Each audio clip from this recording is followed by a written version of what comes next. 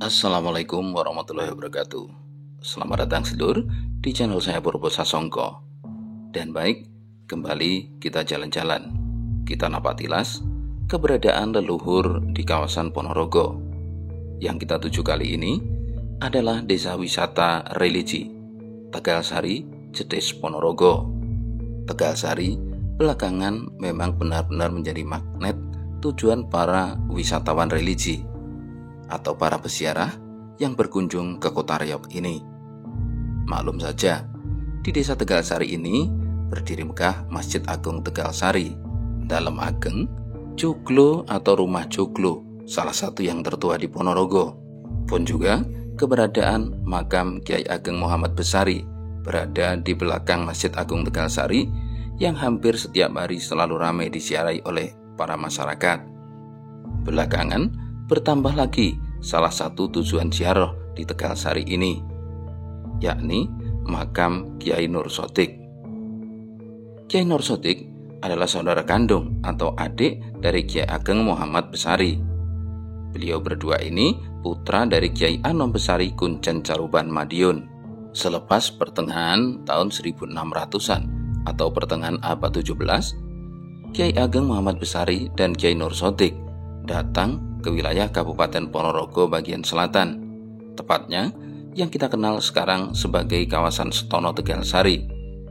Di Setono Tegalsari ini, beliau berdua berguru, nyantrik, sekaligus ngangsu kawruh pada Kyai Tonopuro, Kyai Noyopuro, dan Kyai Wongsopuro.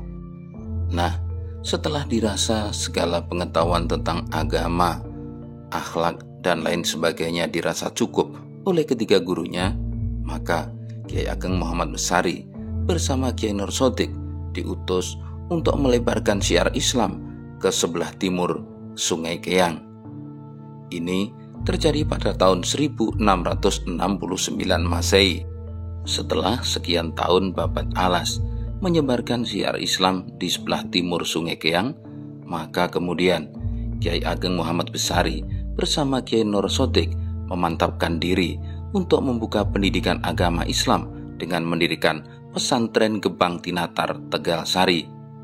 Ini terjadi pada tahun 1680 Masehi. Nah, menurut catatan, pesantren Gebang Tinatar Tegalsari inilah kelak di kemudian hari yang menjadi cikal bakal berdirinya pesantren-pesantren di Indonesia. Kyai Nur Sodik, adik dari Kyai Ageng Muhammad Besari, juga mempunyai peran penting dalam sejarah berdirinya pesantren Gebang Tinatar ini. Kyai Nur Sodik memang dikenal ahli administrasi. Karenanya, Kyai Nur Sodik dipercaya memegang dan mengelola administrasi Pondok Gebang Tinatar Tegalsari. Di samping memegang administrasi pondok pesantren, Kyai Nur Sodik juga mengajarkan bela diri atau olah kanuragan kepada para santri di pondok pesantren Tegalsari ini.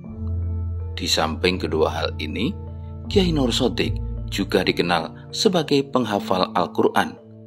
Bahkan boleh dikatakan Kyai Nur Sodik adalah penghafal Al-Quran pertama di bumi Riau Ponorogo. Kyai Nur Sodik menikah dengan Nyai Hasbiah. Beliau seorang putri dari wilayah Cirebon. Besar kemungkinan ini salah satu keluarga Kesultanan Cirebon.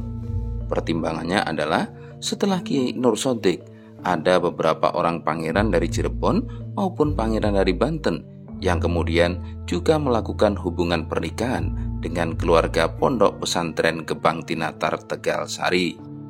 Nah, Kyai Nur Sodik ini di kemudian hari ternyata berusia tak begitu panjang.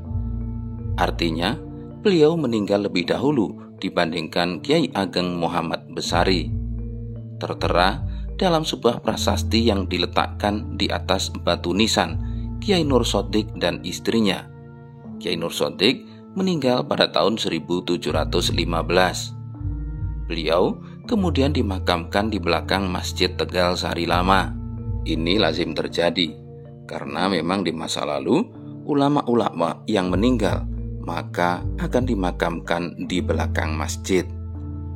Lantas kenapa sekarang makam Kyai Nur Sodik tidak berada di belakang Masjid Tegalsari?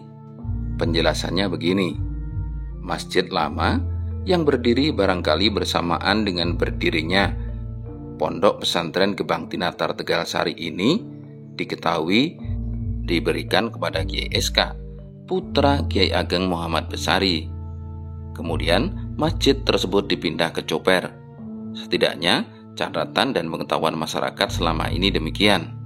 Setelah masjid lama dibawahi Kiai SK ke Coper, maka kemudian Kiai Ageng Muhammad Besari mendirikan masjid baru di sebelah masjid yang lama.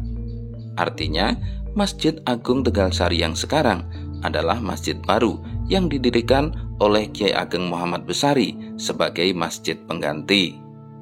Dalam catatan, ada yang menyebut tahun 1724 Masehi. Namun, ada juga yang menuliskan 1742 Masehi. Apabila yang benar adalah 1742 Masehi, maka tak berselang lama setelah masjid baru berdiri, Kiai Ageng Muhammad Besari kemudian meninggal dunia. Ini terjadi pada tahun 1747 Masehi. Jenazah Kiai Ageng Muhammad Besari kemudian dimakamkan di belakang Masjid Agung yang baru. Hal inilah yang mengakibatkan makam kedua kiai bersaudara pendiri Pondok Pesantren Gebang Tinatar Tegalsari ini berpisah lokasinya. Kita kembali pada pembahasan makam Kiai Nur Shodiq. Makam ini sekarang sudah dibangun bagus, berbeda dengan sekian tahun yang lalu. Pembangunan makam ini memang bertujuan untuk memberikan rasa nyaman pada para peziarah yang belakangan memang mulai ramai berziarah dan berkunjung ke makam penghafal Al-Quran pertama di Ponorogo ini. Jika benar jalur wisata religi ke Tegalsari di hari-hari yang akan datang akan dialihkan melalui sisi barat, yakni melalui jembatan gantung Wat Gandul Sirotol Mustaqim, maka makam Kiai Nur Shodiq yang berdampingan dengan makam istrinya Nyai Hasbiah ini seolah-olah akan berada di bagian depan dari kawasan wisata religi Desa Tegalsari, Kecamatan Jetis, Kabupaten Ponorogo.